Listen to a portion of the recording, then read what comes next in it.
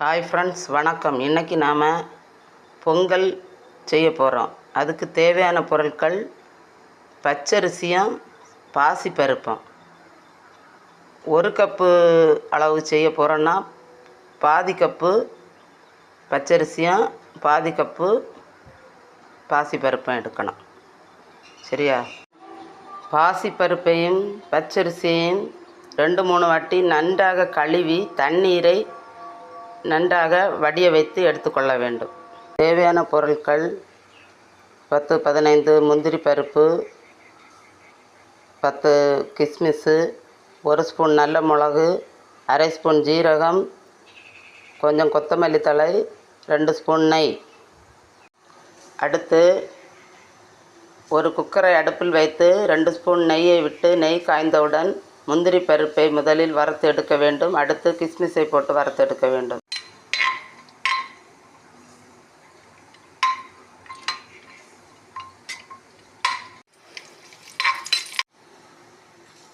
அடுத்து நல்ல மிளகை போட வேண்டும். நல்ல மிளகு போட்டவுடன் நல்லாக போட்டும் கவனமாக இருக்க வேண்டும். நல்ல மிளகு கொஞ்சம் அதிகமாக சேர்க்கணும். என்கிட்ட கொஞ்சம் தான் இருந்து, அதனால் இவ்வளோ தான் போட்டிருக்கேன். கொஞ்சம் கூடுதலாக போட்டால் டேஸ்ட்டு நல்லா இருக்கும். அடுத்து ஜீரகத்தை போட்டு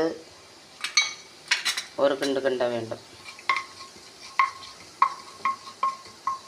அடுத்து வடிய வைத்துள்ள பச்சரிசி பாசிப்பருப்பை தட்டி வறுத்து வைத்துள்ள முந்திரி பருப்பு கிஸ்மிஸையும் தட்டி கிளறவும்.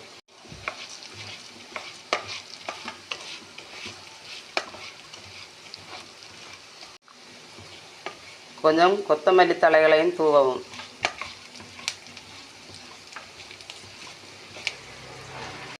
ஒரு நிமிடம் நெய்யில் நன்றாக வறுக்கவும்.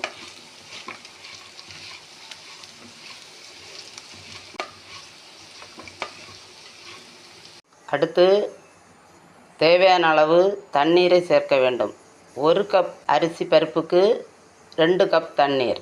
நான் 1.5 கப்பு அரிசி பருப்பு சேர்த்தேன். அப்போ 3 கப்பு தண்ணி. அடுத்து தேவையான அளவு உப்பு சேர்த்து கொதிக்க விடவும்.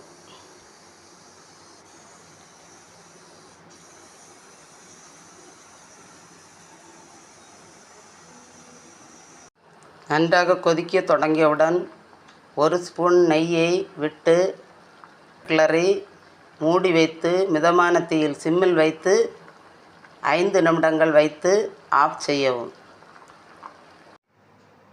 இப்போது சுவையான பொங்கல் கடலை சட்னி சாம்பாரோட தயார்.